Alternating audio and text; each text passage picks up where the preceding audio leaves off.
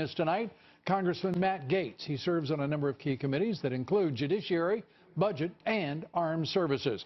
Congressman, great to see you. Thanks for being here. 2 out of 20 witnesses? I mean, this is the definition of a slow walk. That's right, Lou. And let's remember, there is no special counsel appointed to evaluate the collusion between the Hillary Clinton campaign, the Democratic National Committee, and Russia. So the only people currently charged with investigating that foreign influence in our 2016 election is the task force assembled between the Judiciary Committee and the Oversight Committee. Unfortunately, as you said, that task force has only interviewed 2 witnesses in 2.5 months. So at this pace, we'll never get to the truth. We'll never find out. Meanwhile, we've got an attorney general who refuses to appoint a second special counsel to look into the extent to which the Clinton Foundation functioned as a bribe-taking organization so that the State Department would be influenced for the benefit of Russians. So we've got to pick up the pace, Lou. The American people are demanding it. You know, pick up the pace. We're talking about a special counsel. It's now over 10 months, and its investigation has done nothing, has found absolutely nothing to do with collusion. The Senate Judiciary Committee, the Senate Intelligence Committee, has acknowledged they have found not even a shred of evidence of collusion of any kind.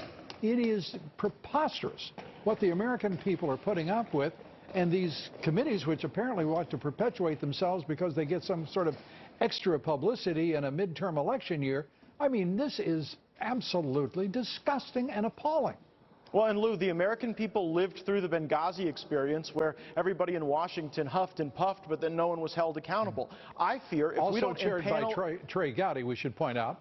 Well, I think that we are at risk of never having the Clintons held accountable if we don't have a grand jury impaneled to charge them with the crimes that have been committed. I believe that the entire Russia collusion narrative was made up with the help of the mainstream media for 2 reasons. One, to distract President Trump from the important work that we've got to do to save this country from the last 8 years. No doubt. And second, to cover up the fact that the Clinton campaign, the Clinton Foundation, all had interactions with Russian individuals who wanted outcomes from the State Department, and they then went and paid the Clinton Foundations and got the outcomes they wanted from the State Department, particularly as it related to the Uranium One matter. So this whole matter is being unraveled before our very eyes. The problem is, if we don't pick up the pace as the Congress, and if we don't have Jeff Sessions appoint a second special counsel, it'll be just like Benghazi. No one will go to jail, and the American people will not trust us, and we will have earned that lack of trust. Well, let's be, fulsome in our review here.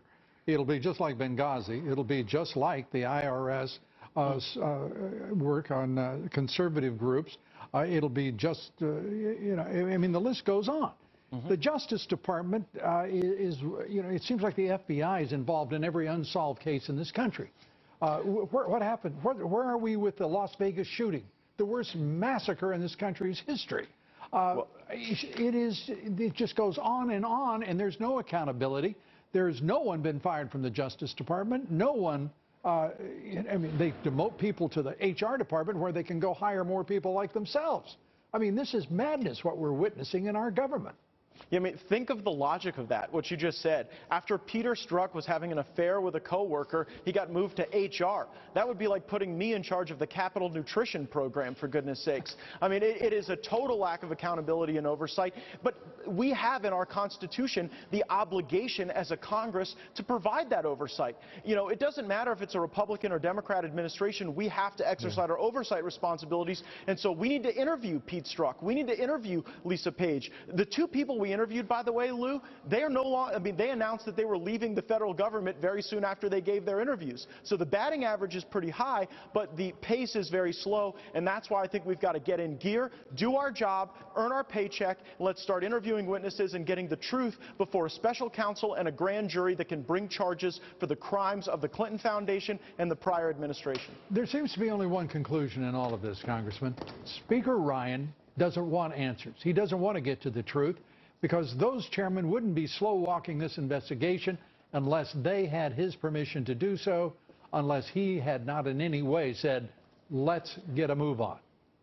Well, you and I may disagree somewhat on Speaker Ryan. I know that when the FBI and Department of Justice were trying to give us none of the text messages, when they were trying to totally ignore the requests of Congress, Paul Ryan stood with us and he demanded the production of that evidence. And so I'm grateful for that. But of course, we could use the Speaker's help in speeding along the investigation, getting answers, and then restoring a sense that the rule of law matters in the United States of America, because too many Americans have lost trust and confidence as a result of the politicization of the highest levels of our government.